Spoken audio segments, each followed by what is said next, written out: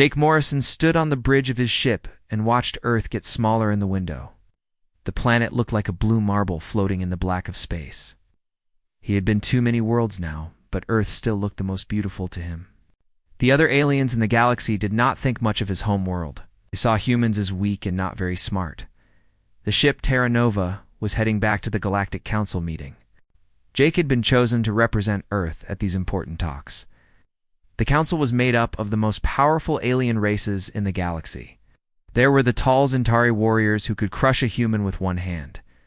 There were the crystal-like Vex who could think as one group mind. And there were the ancient Corvani, who had ruled the galaxy for over 1,000 years. Jake remembered his first meeting with these aliens. The Corvane ambassador had looked at him with 6 eyes and laughed.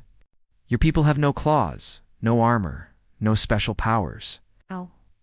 What can you possibly do to help us?" The other aliens had agreed. They thought humans were just lucky to have learned how to travel between stars. Lisa Grant was the captain of another human ship. She had been keeping records of all the council meetings. Every time humans tried to speak, the aliens would ignore them or change the subject. The Zentari only cared about fighting and proving who was strongest. The Vex only wanted to add new worlds to their collective mind. The Corvani believed they were too smart and too old to learn anything from humans. On Earth, General Peter Hayes was in charge of the human military.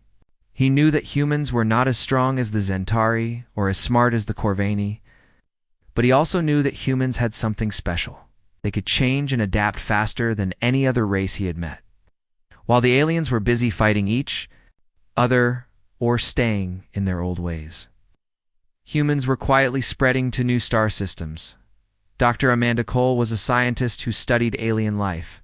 She had discovered that humans were different from other races in an important way. Most aliens were very good at one thing. The Zentari were great fighters. The Vex were great at working together. The Corvani were great at making technology. But humans were okay at everything. They could fight, think, build, and adapt. Other aliens saw this as being weak at everything instead of strong at one thing. The galaxy had been peaceful for 200 years. The big alien races had divided up the space between them and rarely fought anymore. When there was a problem, the strongest race would make the decision, and everyone else would follow.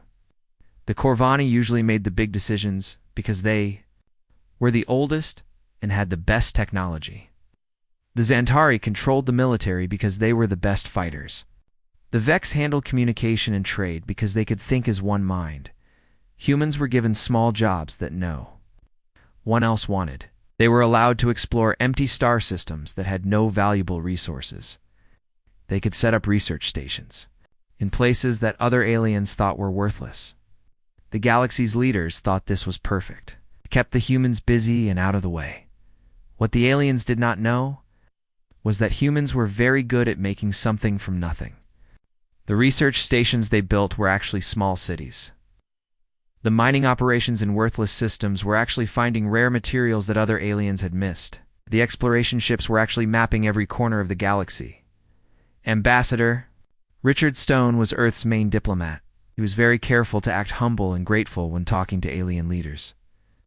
He would bow and say thank you, even when the aliens insulted humans. This made the aliens think that humans knew their place and would never cause trouble. Richard was actually very smart and was learning everything he could about alien politics and military strength.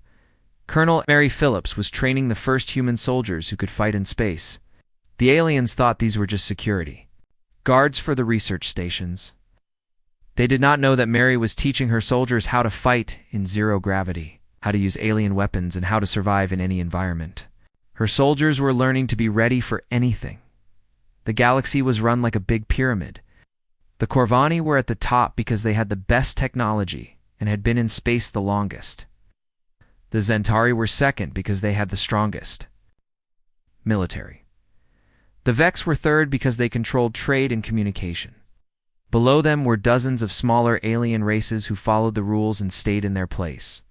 Humans were at the bottom of this pyramid. They were considered so weak that they were barely worth noticing. This was exactly what Earth's leaders wanted.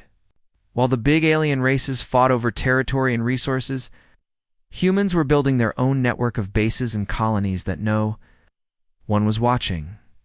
The truth was that humans had learned something from their own history. Every time a small group had faced a much larger enemy, they had won by being smart and patient instead of trying to fight with strength. The American colonists had beaten the British Empire. Small countries had defeated bigger ones by using better tactics and working together. Jake Morrison understood this as he watched Earth disappear behind him. The aliens thought they knew everything about humans because they had seen human diplomats bow and smile. They had no idea that every human colony was connected by secret communication networks.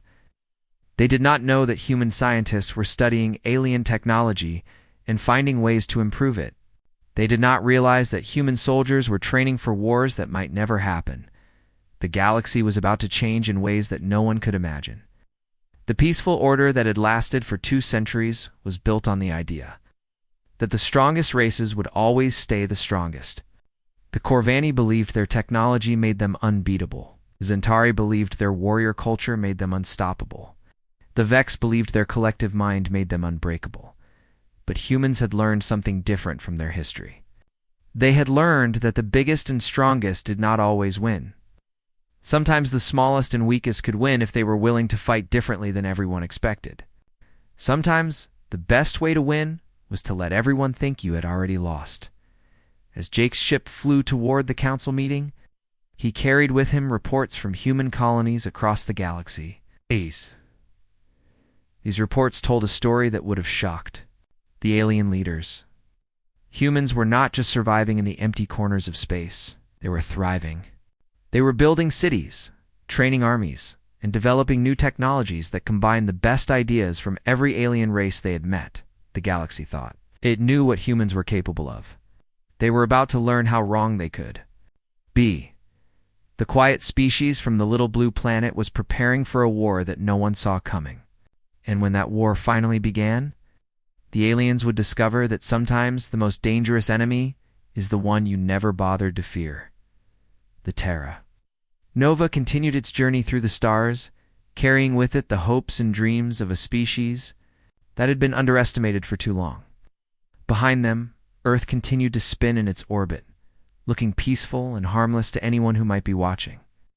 But appearances could be very deceiving, and the galaxy was about to learn that the hard way. Helen Davis was checking her instruments when the first strange readings appeared on her screen. She was the scout commander on the research ship New Horizon, stationed at the edge of Vex territory. The readings showed something massive moving through space toward the galaxy. The energy patterns were unlike anything in the computer databases. Helen had been in space for 15 years and had never seen anything like this. The objects were huge, bigger than any ship the Corvani had ever built. They moved in perfect formation, like a swarm of insects flying together. But these were not insects. They were something else entirely, something that made Helen's blood run cold. She sent an emergency message to Earth Command and to the Vex Collective. The message was simple but terrifying. Unknown alien fleet approaching from outside the galaxy. Size unknown. Technology unknown. Tensions unknown. Helen knew this could change everything for every living being in the galaxy.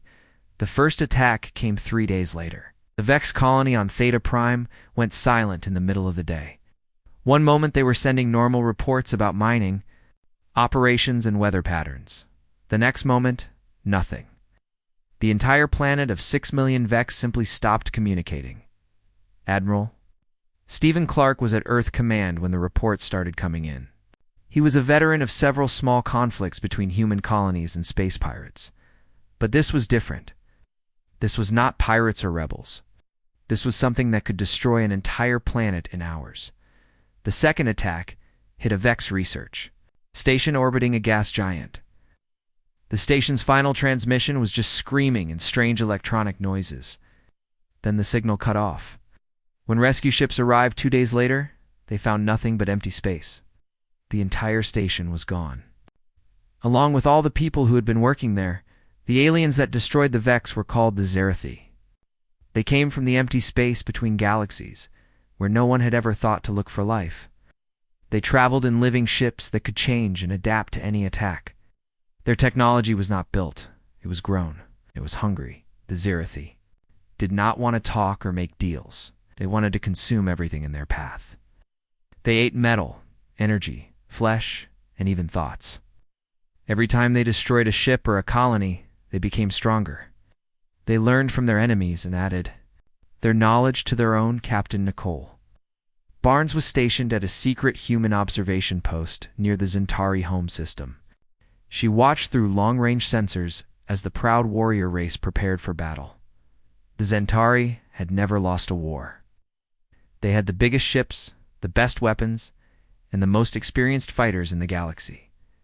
The Zentari fleet that went to fight the Zerith was a sight to see.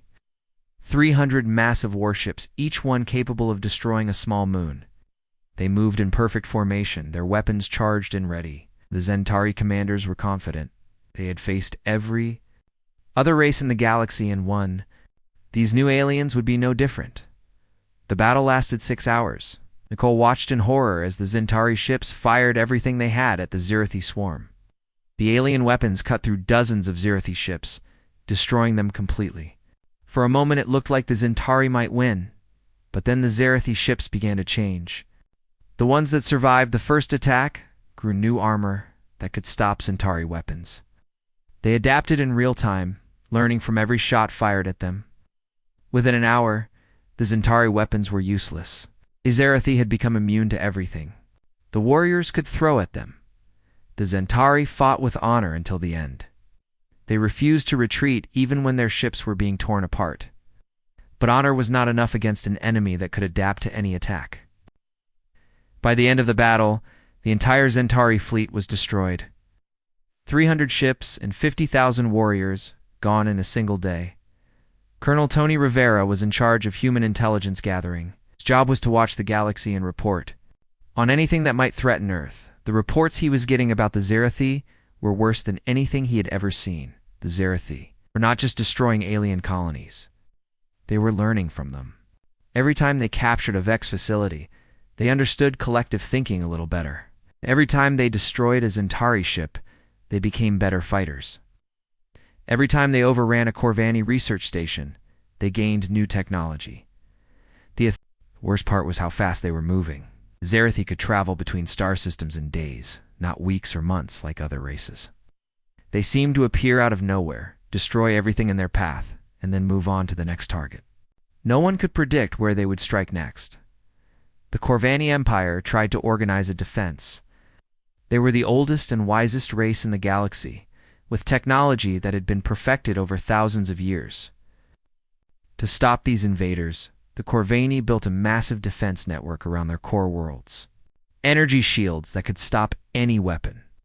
Automated defense platforms that could track and destroy any target. Then communication systems that could coordinate the defense of an entire star system.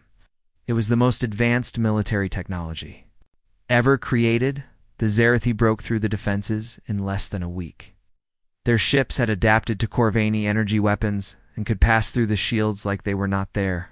Automated defense platforms could not target enemies that changed shape and size every few minutes. The communication systems were hacked and turned against the defenders. Jake Morrison received the emergency communications from the Galactic Council. The major powers were calling for an emergency meeting. For the first time in their history, they were asking for help from everyone, including the humans they had ignored for so long. The council meeting was chaos. The Corvani ambassador, who had once been so proud and dismissive, was now begging for assistance. The Zentari representatives, the few survivors of their warrior race, were talking about honorable death instead of victory. Was fragmenting as their hive mind struggled to process the trauma of losing so many worlds. But humans were different. While the other races were panicking, human leaders were thinking. They'd been watching the Zerith attacks and studying their patterns. They had noticed something that the other races had missed in their fear and desperation. The Zerith were very good at adapting to known threats. They could learn to counter any weapon or defense system that had been used before. But they were not so good at dealing with the unexpected. Every time they faced something completely new, it took them longer to adapt. Dr. Jennifer Wells was Earth's leading expert on alien biology. She had been studying the few pieces of Zerithi technology that had been recovered from battle sites. What she found was both terrifying and encouraging. The Zerithi were like a computer virus made flesh. They could copy and improve any technology they encountered. But like any computer program, they had limitations they could only learn from. What they had seen before, they could not predict what they had never encountered. This gave humans an idea. The galaxy's major powers had all developed along similar lines. They had similar technologies, similar strategies, and similar ways of thinking about warfare. This made them predictable, and predictable enemies could be adapted to and defeated. But humans were different. They came from a world where survival meant constant change and adaptation. They had fought wars with sticks and stones, with swords and arrows, with guns and bombs, and with computers and lasers. They had learned to fight in every possible way, because they had to. The Zerithi had defeated every major power in the galaxy, because those powers all fought in ways that could be understood and countered. But humans might be able to fight in ways that no computer program could predict or adapt to, as the galaxy burned around them. The species that no one had feared began to prepare for the greatest war in galactic history the Zerathi had made. One mistake. They had assumed that all intelligent life thought and fought the same way. They were about to learn how wrong they could be. President Rachel Clark sat in the emergency meeting room deep under the White House. The reports from across the galaxy were getting worse every day. The Zerithi had destroyed 3 more Corvani worlds and were moving toward the core systems. The remaining alien leaders were talking about surrender, or evacuation to other galaxies. Rachel had been president for only 2 years, but she had learned to make hard decisions quickly. The aliens who had ignored humanity for decades were now begging for help. The irony was not lost on her, but this was not the time to hold grudges. If the Zerathi won, everyone would die, including every human in the galaxy. She looked around the table at her military advisors. General Peter Hayes sat to her right, his face grim but determined. Admiral Stephen Clark was connected by video. Link from the Fleet Command Center, Dr. Jennifer Wells had her research files spread across the table. It's full of notes about Zerithi biology and technology. "Tell me we have a plan," Rachel said. General Hayes nodded. "We do, but it's not what anyone expects. We're going to fight them, but not the way the other races did. We're going to fight them the human way." The plan was called Operation Earthrise. While the galaxy's surviving forces tried to build traditional defenses, humanity was preparing something completely different. They were going to use every trick, every strategy, and every dirty fighting technique that humans had ever learned. Captain Danny Foster was chosen to lead the first human attack against the Zerithi. He was not the strongest or the smartest captain in the human fleet, but he was the most creative. Had a reputation for solving problems in ways that no one else would think of. Danny's ship. The Defiant was not impressive by alien standards. It was smaller than most Centauri fighters and less advanced than Corvani scouts, but it had been modified with human engineering, which meant it could do things that no alien ship could do. The first test came when Danny's squadron encountered Zerithi patrol near the ruins of a Vex colony. The alien ships immediately began adapting to human weapons and tactics. Within minutes, the Zerathi had learned to counter every standard attack the humans tried, so Danny stopped using standard attacks. He ordered his ships to ram the enemy vessels at full speed. The Zerithi had never seen anything like it. Their adaptation systems were designed to counter weapons and defensive measures, not suicide attacks. 3 Zerithi ships were destroyed before they could figure out what was happening, but Danny's ships were not destroyed. At the last second, each human pilot ejected in an escape pod while their ship's computer continued the ramming attack. Zerithi were learning to counter human weapons. They could not adapt to human unpredictability. Dr. Jennifer Wells was monitoring the battle from a research station hidden in an asteroid field. She watched as the Zerithi ships tried to process what had happened. Their biocomputers were designed to learn from enemy patterns. But humans were not following any patterns at all. The next human attack was even more confusing. Captain Chris Parker led a squadron that used ancient naval tactics adapted for space combat. Ships formed a line and fired broadside attacks like sailing ships from Earth's oceans. The Zerithi had never encountered anything like it, because no other spacefaring race had ever fought on water. The Zerithi tried to adapt. But before they could learn the pattern, the human ships switched to guerrilla tactics. They hid behind asteroids and launched surprise attacks. Then they switched to formation, flying like ancient fighter planes from Earth's first world wars. Every time the Zerithi began to understand one strategy, the humans changed to something completely different. Sergeant Linda Thompson was leading a group of human Marines defending a mining station on the edge of Corvani space. The Zerithi had landed troops on the station and were trying to capture it intact so they could study human technology and tactics. Linda had grown up on a farm on Earth and had joined the Marines to see the galaxy. She had never expected to be fighting for the survival of all intelligent life, but she was ready to do whatever it took to protect her home and her people. The Zerithi ground forces were unlike anything the Marines had ever trained to fight. They could change shape and size, adapt to any weapon, and coordinate their attacks through a hive mind connection. Traditional military tactics were useless against them, so Linda used tactics that were not traditional at all. She had her Marines dig tunnels under the station and launch surprise attacks from below. She used homemade bombs built from mining equipment and kitchen supplies. She even had her people throw rocks at the enemy when they ran out of ammunition. Zerithi had no programming to deal with enemies who fought like primitive barbarians. Their biocomputers were designed to counter advanced alien weapons, not improvised explosive devices made from cleaning chemicals and spare parts. The battle for the mining station lasted 3 days. Linda's Marines used every dirty trick they could think of. They booby-trapped corridors with tripwires and explosives. They used mirrors to confuse the Zerithi's optical sensors.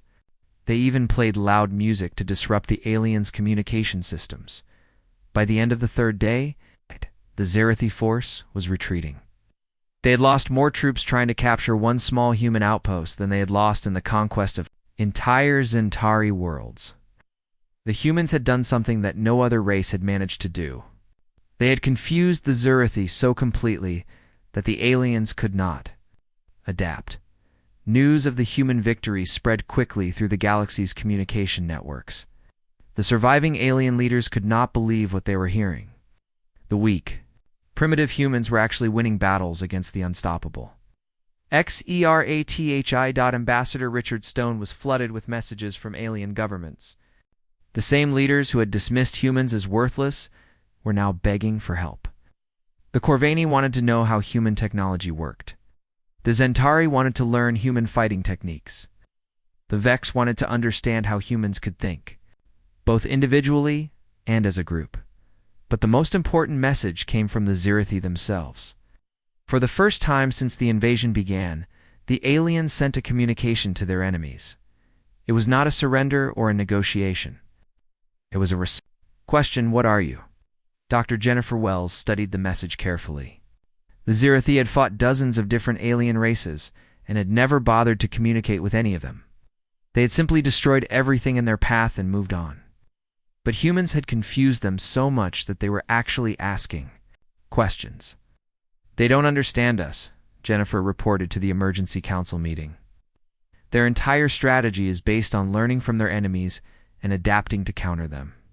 But we're not fighting like any of their previous enemies. We're fighting like humans." The realization was both encouraging and terrifying. Humans had found a way to fight the Zerithi, but it meant embracing everything that made them different from other races.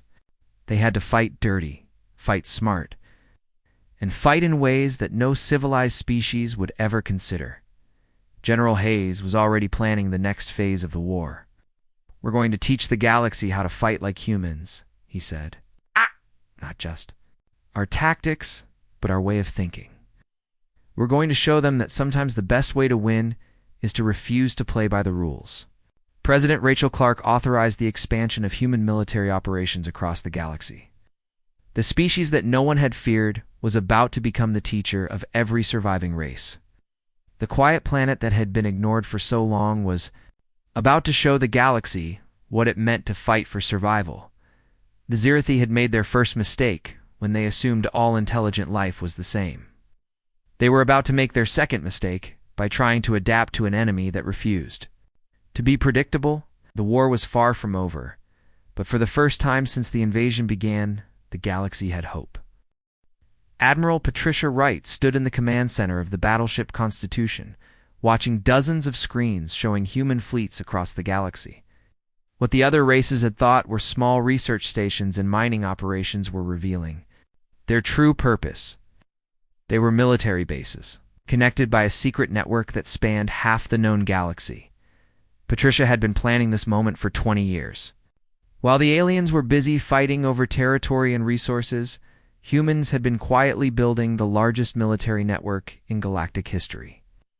Every human colony, every research station, every mining operation was actually a fortress ready for war. The revelation shocked the surviving alien governments. The humans they had dismissed as weak and scattered were actually the most organized force in the galaxy. They had ships, weapons, soldiers, and supplies hidden in systems that other races had never bothered to explore. Captain Bobby Martinez was leading a human fleet toward the Vex homeworld, which had been captured by the Zerathi 3 months earlier.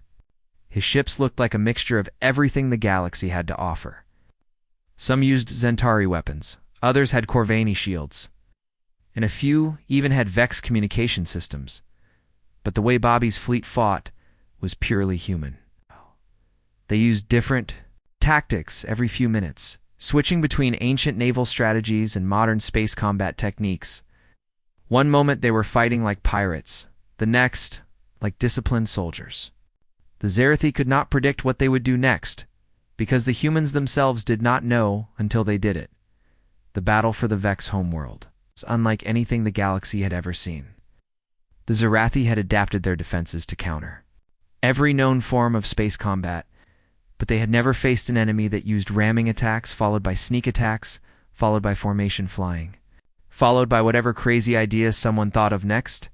Dr. Sandra Kim was working with a team of human scientists to study captured Zerithi technology. Unlike other races who tried to build one perfect weapon to defeat the aliens, humans were building hundreds of different weapons. Each one was designed to work for only a short time before the Zerothi adapted to it. The key is not to build better weapons, Sandra explained to her team. The key is to build weapons they have never seen before, use them once, and then throw them away and build something else. This approach went against everything other races believed about warfare. The Corvani spent decades perfecting each weapon system. The Xantar used the same combat techniques for centuries. The Vex had used identical ship designs for thousands of years, but humans had learned from their own history that survival meant constant change. They had fought wars with clubs, swords, guns, tanks, planes, and spaceships. Each war had taught them new ways to kill their enemies and protect themselves. Now they were using all of that knowledge at once. Colonel Gary Lewis was working with a group of surviving Vex to retake their homeworld. Crystal beings had never worked with another race before, but the Zerathi invasion had forced them to adapt. They were learning that their collective mind could be even more powerful when combined with human, individual thinking. The Vex could coordinate their movements perfectly, but they had always thought in predictable patterns. The humans could not coordinate as well, but they could think of ideas that no collective mind would ever consider. Together, they created a fighting force that was both organized and chaotic at the same time. The liberation of the Vex. Homeworld took 2 weeks. The Zerithi had never faced enemies who could think as one group while acting as individuals. Every time the aliens adapted to the collective tactics, the humans would do something completely different. Every time they adapted to human chaos, the Vex would coordinate a perfect strike. Major Katie Robinson was in charge of human engineering corps across the galaxy. Her job was to keep human equipment working and to modify it for new situations. She had learned that human technology was different from alien technology in an important way. Other races built things to last for centuries without any changes. Their weapons, ships, and tools were perfect examples of advanced engineering that never needed to be improved, but human technology was designed to be changed, modified, improved constantly. Katie's engineers could take a Zentari weapon and modify it to fire different types of ammunition. They could take a Corvani shield, generator, and change it to protect against attacks it was never designed to stop. They could take a Vex communication system and use it to jam enemy signals instead of sending messages. This ability to adapt and modify technology in real time gave humans a huge advantage.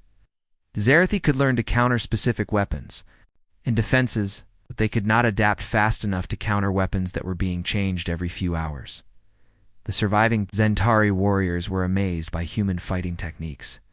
The proud aliens had always believed that honor and strength were the most important things in battle, but humans had shown them that survival was more important than honor, and that smart fighting was better than strong fighting. Captain Monica Davis was teaching Zentari survivors how to fight like humans. It was not easy because everything about human warfare went against Zentari culture. Humans would retreat when they were losing, attack from hiding, and use tricks and deception to win battles. Honor is good, Monica told a group of Zentari warriors, but dead heroes cannot protect their people. Sometimes the best way to win with honor is to win first, then worry about honor later. The Zentari were slow to accept this idea, but they were learning.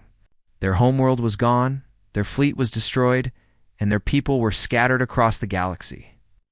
If they wanted to survive and rebuild, they had to learn new ways of fighting.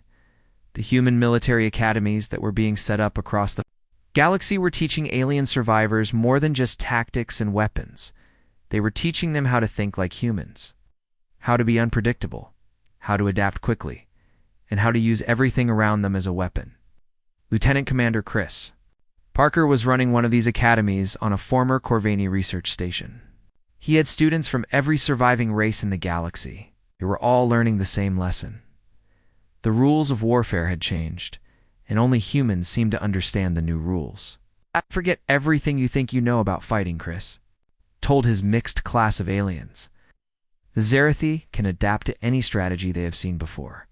So we have to use strategies they have never seen. We have to fight like no one has ever fought before."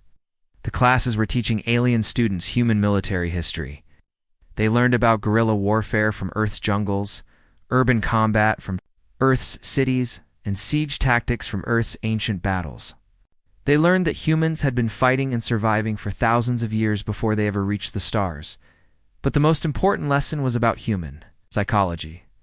Other races fought to prove they were strong or smart or advanced.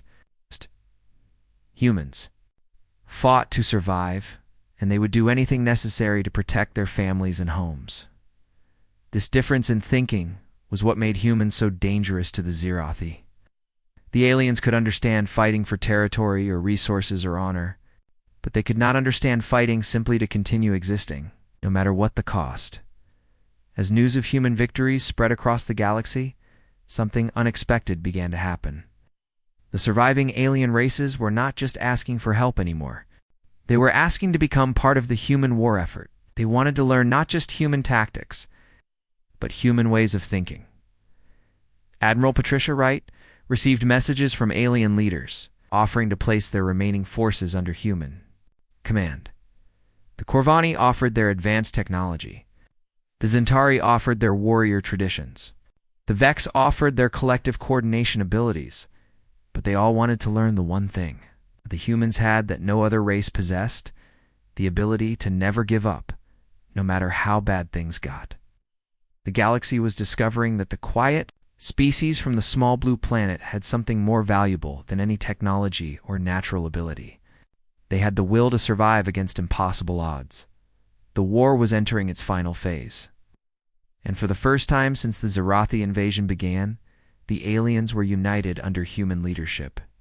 The species that no one had feared was about to show the galaxy what it meant to fight as one people against a common enemy. Fleet Admiral Gregory Campbell stood on the bridge of the massive battleship Enterprise, watching the largest fleet in galactic history prepare for the final battle. Ships from every surviving race filled the space around him. Human vessels worked alongside rebuilt Zentari warships, modified Vex collective cruisers, and the few remaining Corvani science ships that had been converted for combat. But this was not just a collection of different alien fleets working together. This was something new. Every ship in the fleet was fighting using human tactics and human thinking. The galaxy had learned that survival meant fighting like humans, and Gregory was about to put that lesson to the ultimate test. The target was the Zerith command cluster, a massive collection of bioships surrounding what humans had identified as the Queen Mind. This was the central intelligence that controlled the entire Zerith invasion. If they could destroy it, the alien swarm would lose coordination and become vulnerable to counterattack. Dr. Jennifer Wells had spent months studying the Queen Mind. Through long-range sensors and captured Zerith technology, what she had discovered was both terrifying and encouraging. The Queen Mind was incredibly intelligent, but it thought in ways that were completely logical and predictable. "It's like a giant computer," Jennifer explained to the fleet commanders. "It can process millions of pieces of information and make perfect tactical decisions based on known data. But it cannot understand things that do not follow logical patterns. It cannot predict human behavior because human behavior is not always logical." This was the key to the entire battle plan. The Zerith had conquered the galaxy by adapting to predictable enemy tactics, but humans were about to hit them with the most unpredictable attack in military history, Captain. Monica Davis was chosen to lead the final assault on the Queen Mind's bioship. She had volunteered for what everyone knew was a suicide mission. Her ship had been modified with every explosive device the human engineers could fit inside it. She would ram the Queen Mind ship and detonate everything at once. But even this simple plan had a human twist. Monica's ship was not the real attack. It was a distraction. While the Zerith focused on stopping her obvious kamikaze run, the real attack would come from a direction they would never expect. The battle began with the largest space combat engagement in galactic history.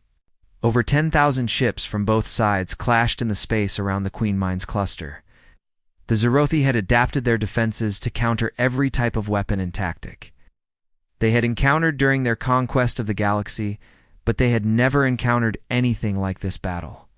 The Allied fleet used tactics from every period of human military history all at the same time. Some ships fought like ancient sailing vessels, firing broadside attacks in formation. Others used submarine tactics, hiding and launching surprise torpedo attacks. Still others fought like fighter planes, diving and climbing in three-dimensional aerial combat. The Zerith tried to adapt, but every time they countered one type of attack, the humans switched to something completely different. Admiral Campbell was coordinating the chaos from his command ship, but even he did not know what his own captains would do next. That was the point.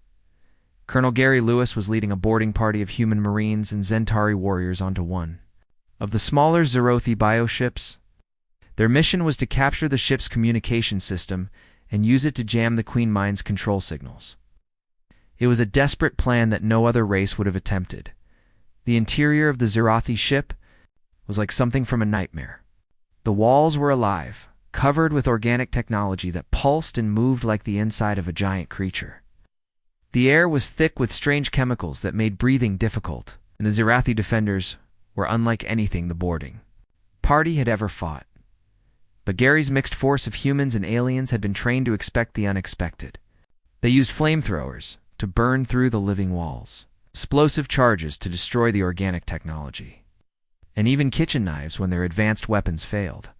The Zentari warriors were amazed by how the human marines fought. They did not follow standard military procedures or worry about honor in battle. They fought like wild animals when they had to, using teeth and fingernails when they ran out of ammunition. But they also fought with incredible intelligence, solving problems and adapting to new situations faster than any warrior race ever could. Meanwhile, Captain Monica Davis was making her kamikaze run toward the Queen Mind's massive bioship.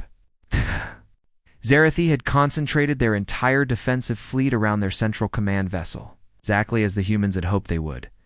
Monica's ship was taking incredible damage as thousands of Zerith weapons fired at her. Her hull was breaking apart, her engines were failing, and her life support systems were shutting down. But she kept flying toward her target, drawing every enemy ship away from the real attack. The real attack came from below the galactic plane, where no one expected it. A small fleet of human stealth ships had been hiding in the gravity shadow of a nearby star for 3 days. They had been painted black, their engines turned off. Their crew living on emergency supplies and recycled air. Lieutenant Colonel Mary Phillips led this stealth attack force. Her ships were not carrying conventional weapons. Instead, they were loaded with a weapon that only humans would have thought to use: a computer virus. Dr. Sandra Kim had created the virus by studying how human computer systems worked compared to alien technology. Most alien races had developed perfect, logical computer systems that never made mistakes. But human computers were designed to handle errors, random events, and unexpected inputs. The virus was based on human chaos theory and random number generation. It would spread through the Zerith bionetwork and introduce unpredictable elements into their perfectly logical decision-making process. It would not destroy their systems, but it would make them think like humans instead of like a perfect computer. Mary's stealth ships penetrated the Zerith defensive perimeter and launched their virus directly into the Queen Mind's bioship. The effect was immediate and devastating. The massive alien intelligence that had coordinated the conquest of the galaxy suddenly found itself thinking in ways it had never experienced before. The Queen Mind tried to process random thoughts, impossible decisions, and contradictory emotions all at the same time. For the first time in its existence, it felt doubt, fear, and confusion. It had been designed to be a perfect logical computer, but now it was experiencing what it was like to think like a human being. The Zerith fleet immediately began to malfunction. Ships that had moved in perfect coordination for months started bumping into each other. Attack patterns that had been flawlessly executed became chaotic and ineffective. The bioships themselves began to change randomly, adapting to threats that did not exist and ignoring real dangers. Captain Monica Davis used this confusion to complete her mission. Her damaged ship smashed into the Queen Mind's biovessel and detonated every explosive device the human engineers had packed inside. The resulting explosion tore a massive hole in the alien command ship and sent the Queen Mind spinning helplessly through space. But Monica did not die in the explosion. At the last second, she had ejected in an escape pod just like Captain Danny Foster had done in the first human attack against the Zerith. Even in their final, desperate assault, humans refused to waste lives unnecessarily. The death of the Queen Mind sent shockwaves through the entire Zerith invasion force. Without central coordination, the bioships began to revert to basic survival instincts. They stopped attacking and started fleeing back toward the empty space between galaxies where they had come from. The war was over, but the galaxy was forever changed. The alien races that had survived the invasion owed their existence to the species they had dismissed as weak and primitive. The humans who had been ignored for decades were now the acknowledged leaders of galactic civilization. Ambassador Richard Stone addressed the reformed Galactic Council from the same chamber where aliens had once laughed at human weakness. "We did not want this responsibility," he said quietly. "We never asked to rule the galaxy, but we accept the duty to protect it." The galaxy had learned that strength was not about having the biggest weapons or the most advanced technology. Real strength came from the ability to adapt, to survive, and to never give up, no matter how impossible the odds seemed. Earth's children had spread across the stars, not as conquerors, but as protectors. The quiet planet that no one had feared had become the guardian of every world in the galaxy. And the species that had once been dismissed as harmless had proven that sometimes the most dangerous enemy is the one you never bothered to fear.